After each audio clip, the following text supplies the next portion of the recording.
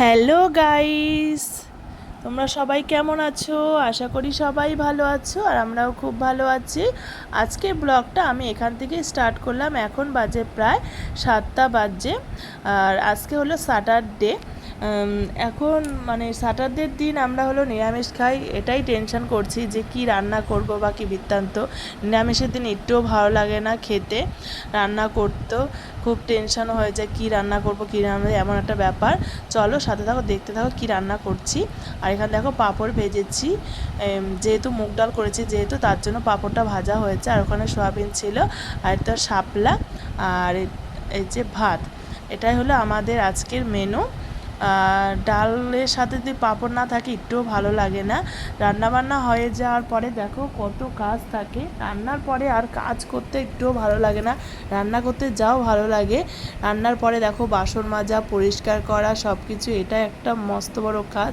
মানে এলোমেলো হয়ে রয়েছে, এগুলো করতে যে কতক্ষণ টাইম লাগবে। যাই হোক, বাসনটাও যা হয়ে গেছিলো।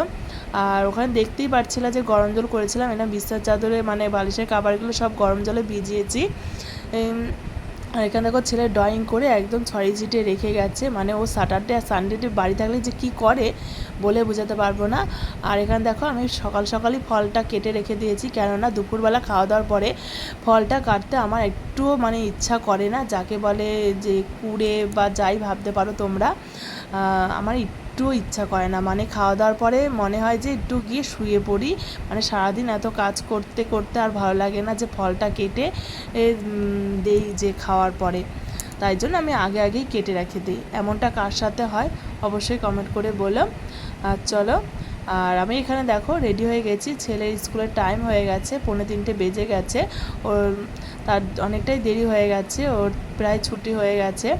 আর আমি ওকে নিয়ে আসতে যাচ্ছি, চলো দেখো। দেখো এসেই বাড়িতে শুয়ে পড়েছে বিছানার মধ্যে। ওর নাকি প্রচণ্ড গরম লাগছে। আমি বললাম যেহেতু গরম লাগছে তাহলে জামা কাপড় ছেড়ে হাত পা ধুয়ে তারপরে বিশ্রাম করো। ও বলছে না আমি এখনই ঘুমাবো। আমি কি জামা কাপড় পরে কেউ ঘুমায়? আপাতত আজকে এখানে ব্লগ শুরু করলাম, টাটা বাই বাই।